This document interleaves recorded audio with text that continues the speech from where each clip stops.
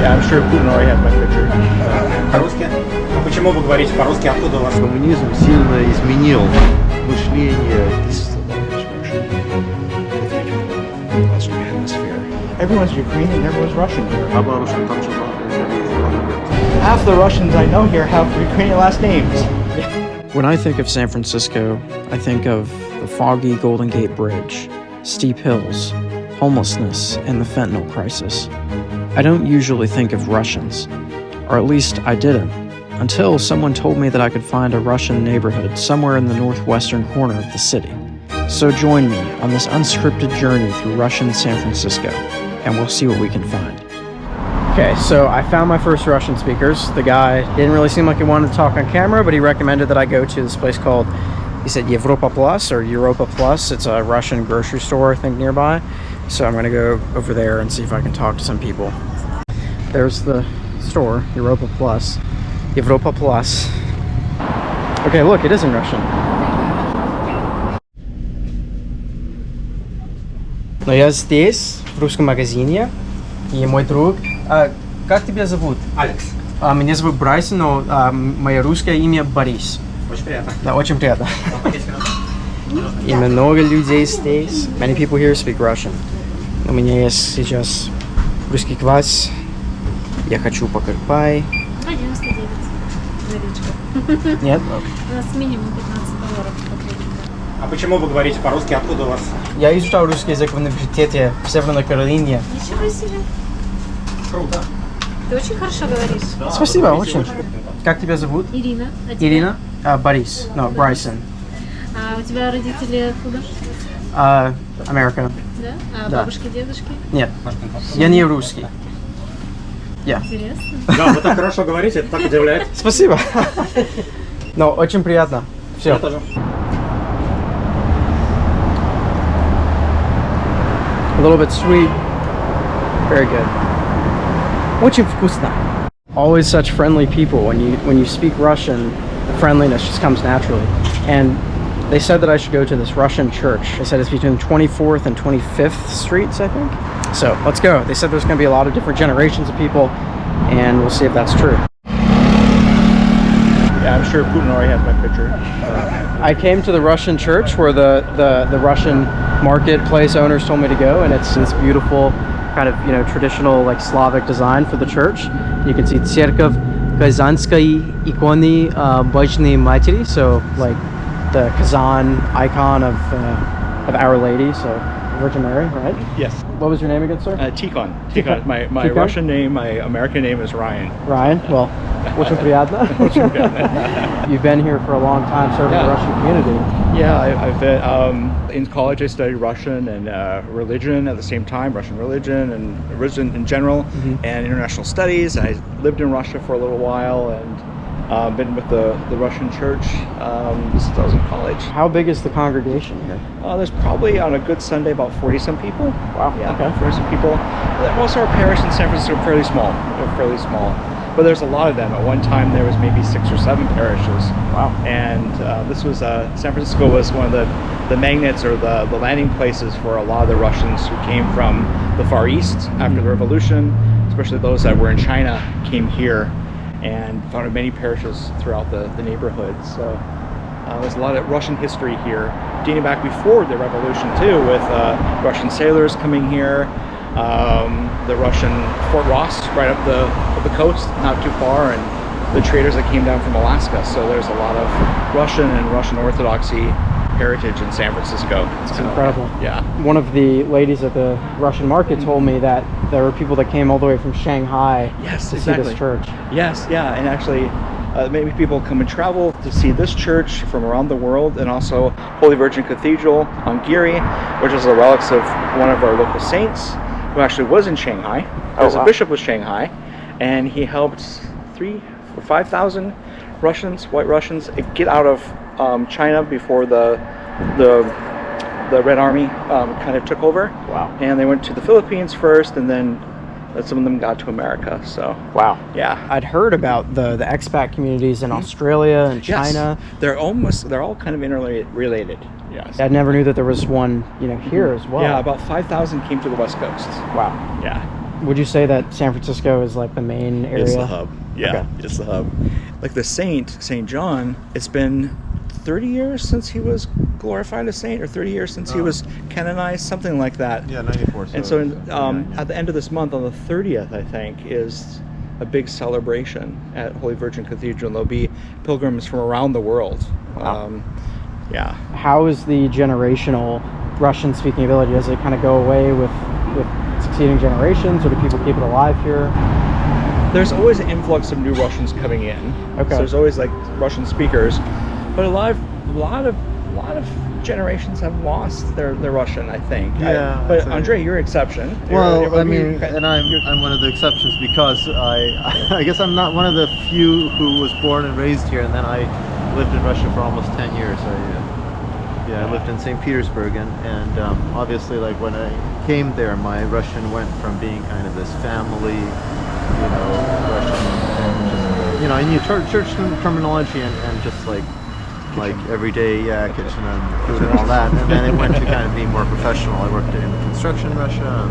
I'd say that yes, it's very difficult to keep up the language after a few generations. I mean, I think it's incredible that we're fourth generation. We're still my nephews are we try to get them to speak Russian, but it's difficult. And a lot of intermarriages occur. The dominant language takes over. Of course.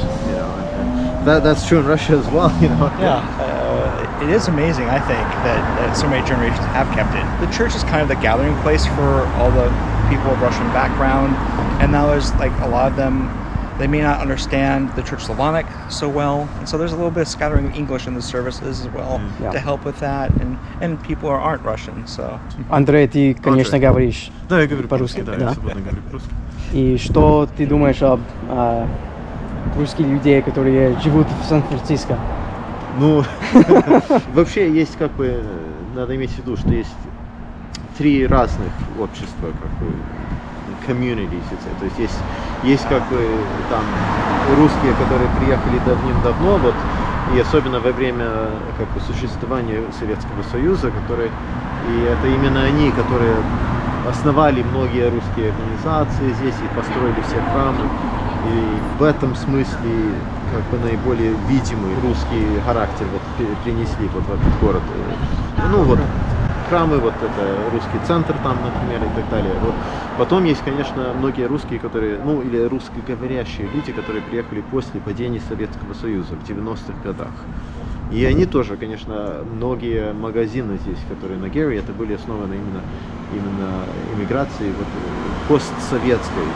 Мы общаемся друг с другом, но культура, конечно, очень различается. То есть между русскими людьми, которые приехали, скажем, например, из Китая, у них не было никогда никакого контакта с Советским Союзом, то есть или минимальный контакт, то есть у них культура сильно отличается от постсоветской культуры, потому что все-таки коммунизм сильно изменил мышление и людей в Советском Союзе. И это, конечно, чувствуется разница. Хотя много чего осталось, потому что когда я поехал в Россию, я понял, что, наверное, те люди, которые больше всего сохранили эту русскую культуру, это именно те, которые остались в России, которые не стремились уезжать из России. И, конечно, есть именно сейчас есть третья иммиграция, это в основном либеральные молодые люди, образованные программисты, которые приехали сюда, в основном здесь строить благополучную жизнь, так сказать. И они даже до приезда сюда в основном хорошо говорят по-английски и это имеют образование, которое позволяет им получить хорошую работу и так далее. Это третья, иммиграция. She's listening, yeah. Я увидел, что много китайские магазины здесь, в этом районе. Да. И эти китайские люди живут русскими или не? Не, мы все живем вместе, мы все общаемся, мы все как моя семья, приехали моя мама приехала из Китая, она там родилась. Понимаю. Да. И бабушка тоже родилась в Китае. Да. И прабабушка там жили много лет. И, они говорят и, китайский язык? Вы знаете, мой дедушка говорил по-китайски и японский, в том числе даже он. Да?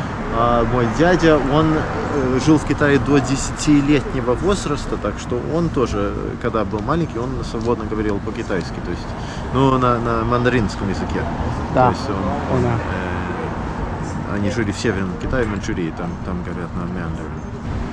Ты знаешь... What's up? Was that? Oh, the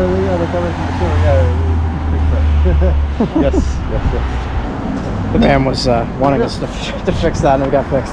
Ну, Андрей, очень приятно. Спасибо. What's your name? Брайсон. Но Bryson, мое русское имя Борис. Very so, right? Press first, yeah.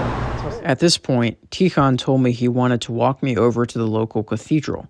He gave me permission to film our conversation about his life as an American-born Russian Orthodox priest in the United States since the war broke out between Russia and Ukraine. I bump into people that you never think would be speaking Russian, and they do. Like people like from Mongolia here. We had a crew that came and redid the floors in the church, and they're from Mongolia, and they're speaking Russian fluently. It's like, what? Wow. and so, but yeah, you can travel that whole region of the world, and even to Eastern Europe, where they were under Soviet control for a long time. Right. Even though they weren't in the Soviet Union, with Russian you can get by. It's really sad to see what's happened. And to a degree, what's happened, but maybe for the Russian psyche, it's good not to be an empire. I started studying Russian I was in high school. Oh, and really? the Soviet Union was collapsing. Okay. And it was in the news all the time. I was a news junkie. Okay. And so I started reading about Russian history before the revolution. Wow. So that's what was my area of focus, and thinking, what could Russia become if it looks back to her past? Before the communist period? Is there anything they could draw from? And the church was a big thing, Right. and which is still pretty big, although it has its problems. and got really interested. And there was a time, I mean, Cold War just ended. I got to go to see the former Soviet Union, and everyone loved America, and everyone wanted to meet us and everything. And there's a hope. I just saw the grassroots work that people are doing in Russia, restoring churches, restoring things, learning about their past, trying to recreate what was broken, and it was really inspiring. Wow. And now it seems to kind of ossified, and everything is structured and controlled. It's not that grounds root anymore. That a lot of vibrancy, whether it was democracy or in the church. I was glad I went in the 90s. Yeah. Got to see it was a painful time for Russians. Yeah. Economically. Economically, it's just a psychic shock going through that traumatic time, but there's a lot of good things there too.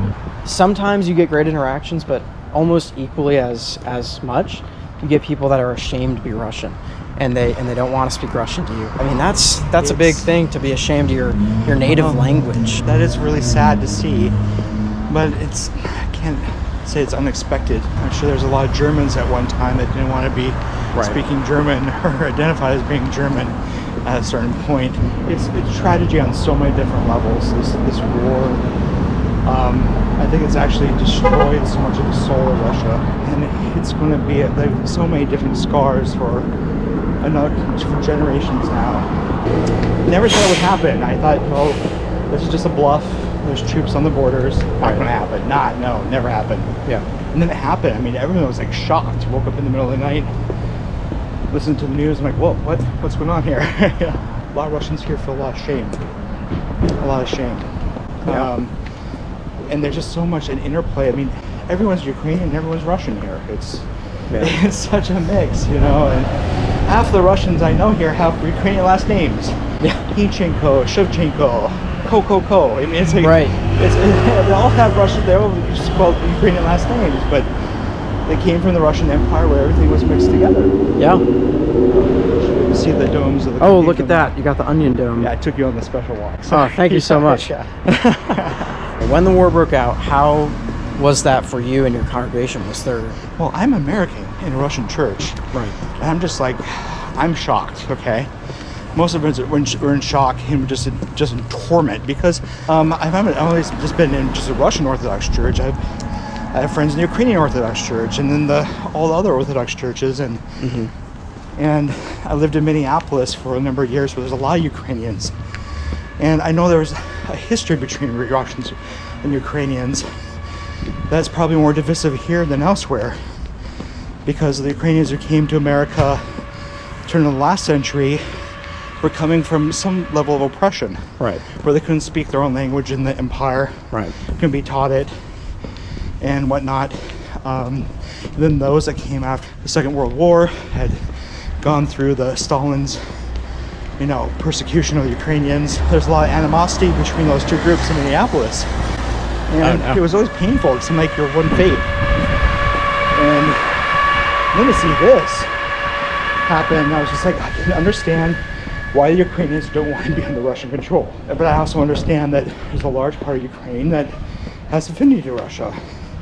It's a very painful process. I love Kiev. I fell in love with it when I was there in the 90s. Yeah. I went to the monastery of the caves, and we have a bishop here, a vicar bishop, who's from that monastery. We have a lot of clergy from Ukraine, and it just really hurts. A lot of people are saying it's like your child being Ukrainian and your mother or your uncle or whoever is a relative of the Russians are beating you up. It's like, it's a very painful thing. For most Americans, like I know some Russians and Ukrainians just from learning the language, but for most Americans, like they don't know Russians, they don't know Ukrainians. It's just sort of this far off conflict in the other side of the world. Most people don't even really know where Ukraine is. But to hear from someone who actually has daily interactions with people who are affected by it because their own families, they are Ukrainian, they are Russian, or they're both, it's crazy. And also especially in this part of San Francisco, you can just see very clearly, like looking at this cathedral. I mean, it's beautiful architecture, but it shows the influence of Russian culture on this area. And actually, St. John, who's buried here, he was born in Ukraine. Okay. Was presently Ukraine. It was near Kharkov area, the eastern side, and where all the fighting is happening today. Yes, exactly. And the village where he lived, there was a monastery built in his honor there. Oh wow. And it unfortunately has been burned down during the war. Oh no. So the war started. All of us started praying for peace immediately, praying for protection of Ukraine, the hostilities against Ukraine to stop. We immediately put out relics of Ukrainian saints and an icon that was given to us, the parish from the cathedral was given to us by the Metropolitan of Kiev, Onufry, and that was that's still out in the middle of the church. And people started bringing bouquets of sunflowers into the church. We immediately started praying for peace. That's the first thing we did, was pray for peace. But I have friends in the Ukrainian church that won't speak to any Russians now. Oh no. And I don't blame them. I absolutely don't blame them. I can understand. Right. I don't say I agree with it, but I can understand why they would cut ties. Will it be possible to film inside the church? I think so. Okay. I'll walk you in and I'll see if I can get permission. Thank you. A good shot of the cathedral here. Oh, that is... It's very... I mean, this is, any other street in San Francisco, but then you just have the huge onion domes. Exactly. It's very cool. Oh, look at that. Sorry. But Gavorim po-ruski, we speak Russian. So this really is like a Russian area. It really is, yeah. I came here last night and I went to New World Market area around like 8 p.m. or 9 p.m. and it was too late and everything was closed. The only shops that were open were like the Chinese like restaurants and shops, and I was like, oh, I've been lied to. There isn't actually a Russian neighborhood here. So I'm glad I came back. There's a bookstore for the cathedral. When it's open, there is some Russian books there. But half English, half Russian books. Because it is a site of pilgrimage. People come from around the world to this cathedral. So when the war broke out, we immediately, in my building where I live, we got the parents of a family that lives here. They got out of Kiev. Then in the 70s, they walked.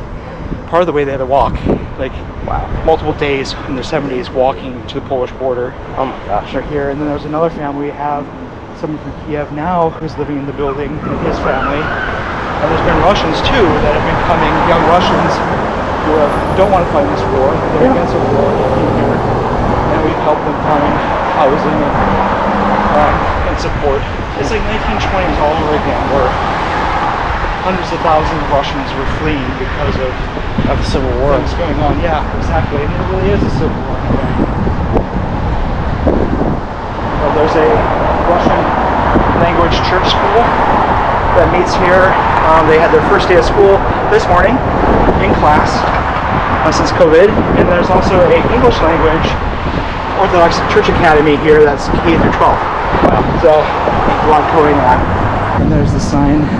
It does have the old Church Slavonic on top. It says Sich. It says Sich, but it's in the old, Slavonic. Yeah. Wow, that is so cool. I'm not super familiar with Orthodoxy, but I know like Church Slavonic is sort of equivalent to like how Latin is used in Catholicism for liturgy.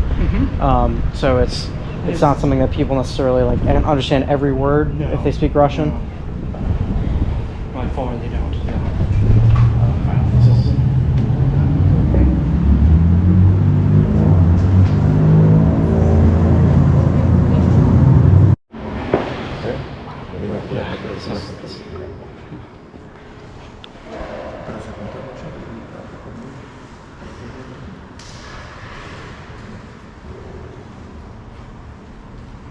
This is the largest Russian cathedral in the Western Hemisphere, and it's special because we have full relics of St. John, who was in Shanghai, and then from Kiev, from Ukraine, Shanghai, into America.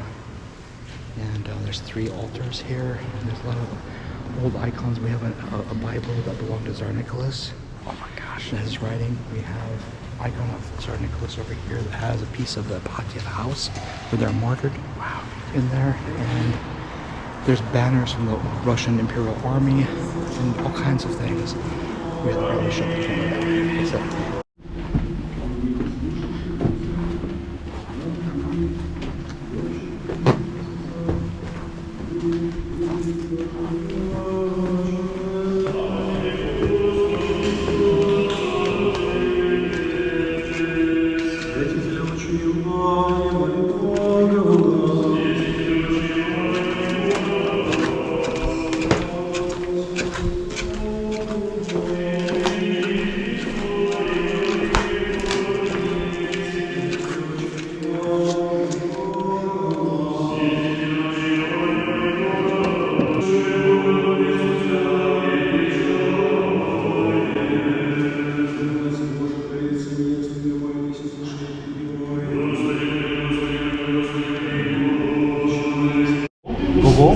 his book on the Divine Liturgy. He's a satirist, but he actually wrote a really wonderful description of the Divine Liturgy. And there's a picture of St. John, whose relics are here in the cathedral. And he helped bring 5,000 or so Russians out of China after the fall of China to the Reds. I never would have known this was here until I'm so glad that I talked to the people in the Russian store and just, got told to come here.